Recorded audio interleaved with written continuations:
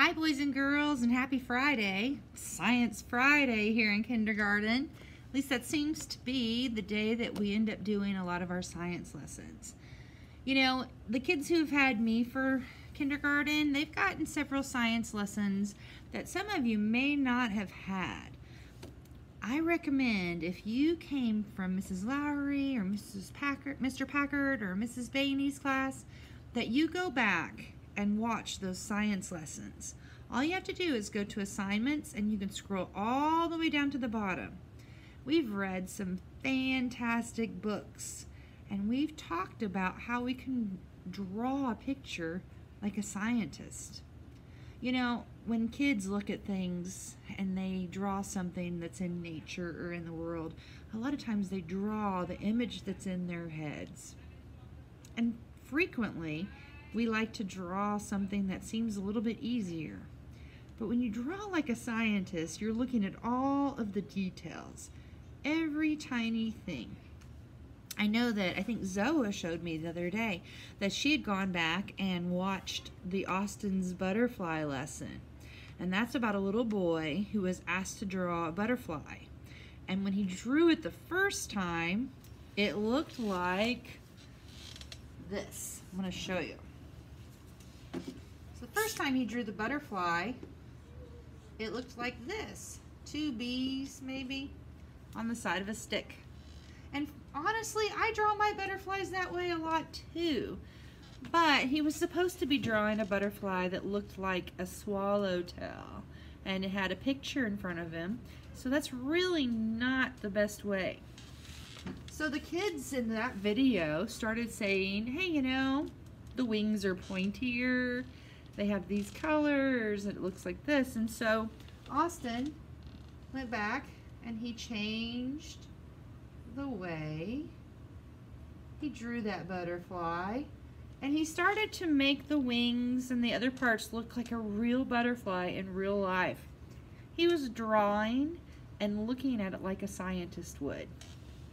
And so today we're going to do some more drawing and looking like a scientist. I have this book. It's called One Small Square, and it says Backyard. Now, there are a whole bunch of these One Small Square books. I only have this one, and I don't think there's a picture of the others. But in this One Small Square Backyard books, I'm just going to show you the first little part.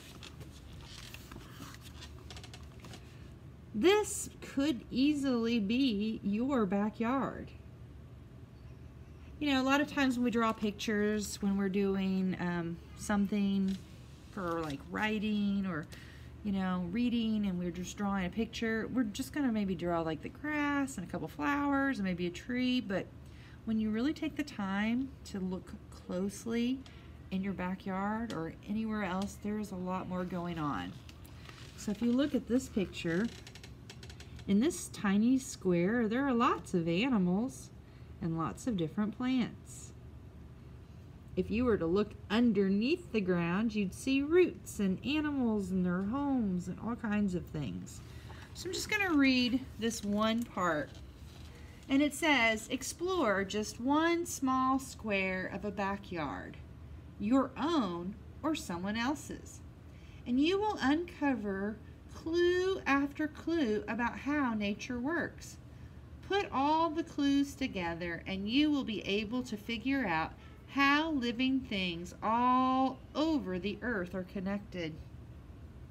This book is about discovering what's happening in your backyard. As you explore your square, the tools shown on this page will come in handy. And you may not have those tools, and that is okay. But if you do have them, you can use them. With a magnifying glass, you will enter the world of the tiny. With a small shovel or a trowel, you can dig for clues hidden underground. Now ask an adult first. With a collecting jar, you can look closely at an earthworm before returning it to the soil. Don't forget and leave it in there. Always carry a notebook and a pencil or a pen so you can write down what you find and draw pictures of animals and plants you want to learn more about later. When your notebook is complete, friends and family can use it as a guide for their own exploration of your backyard.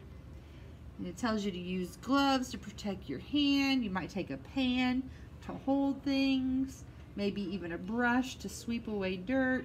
You can spread out newspaper to hold any soil that you dig up, and then you put the soil back later. And you may come up with some other tools. Now, you're gonna say, but how do I get a square? Well, let me show you. So I have a piece of paper. You may not, and if you don't, doesn't matter. Pick up some sticks and shape them in a square. Take a piece of string, shape it into a square. Just make a place where there can be a small square. Now I take my paper and I fold it in half. Now kids always are like, well, how do I fold my paper in half? Take it and then put your corners together first on both sides. And then once you do that, I usually kind of hold it in the middle and then I just fold it like this. And then once it's a little bit, I'll go like this. Now, I'm just gonna make a square, but it's probably gonna be more like a rectangle by going up. And I'm not gonna go all the way to the end. And then I'm gonna go over. And I'm gonna turn it. And you may have to have some help from a grown-up to do this.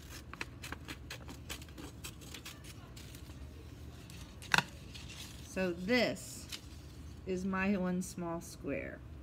I am going to take my square. I have my science notebook. I think I'll get a pencil and maybe some crayons, and I'm going to go outside. And I'm going to draw what I see in my square. I'll show you kind of what that's like.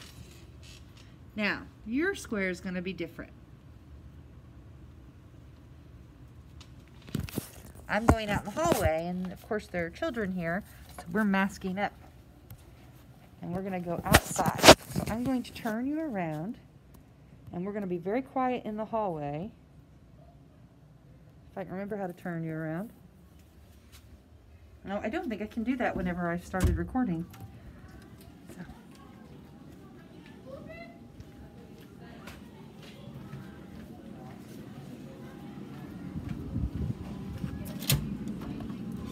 So here's outside at Rogers.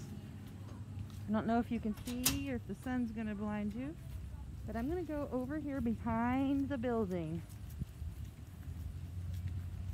This is where teachers park back here, and this is behind our classroom. So I'm going to go over here now behind our classroom, and I'm going to go to a small square right here. And I'm just going to sit down. Let me fix my iPad. And I open up my square and I just set it right here. So I have my square there on the ground, and I brought my science journal. So I'm going to open to the next page, and I'm going to look to see, what do I see inside my square? Now, in my square, it's going to be hard for you guys to see, but in my square I have grasses, but I have other plants too. I'm going to try to turn it around, and hopefully you'll see what I see. So, if you look in there, I have grasses, I have some big clovers, I have some dried up leaves, I have some wide leaves and some thin leaves. If I look close enough, I could probably find an ant or something. So my goal is that when I am opening up to my next page in my science notebook, that I can draw everything I see in my square in my science notebook. it might take me a little while to draw what I see in one small square because there are so much going on. I could also, when I'm finished with that drawing, move my square to another place. This one might not have as much stuff in it, but it has different things that you can see. You can do one small square anywhere you want, and really, it's all about looking closely at things, just like a scientist would. I think I'm upside down. You have to forgive me, I'm not the best at recording videos where I'm moving, but you can be doing explorations in your yard where you look closely at things and you pay attention to them just like a scientist would. I hope you'll get your science notebook out and do a one small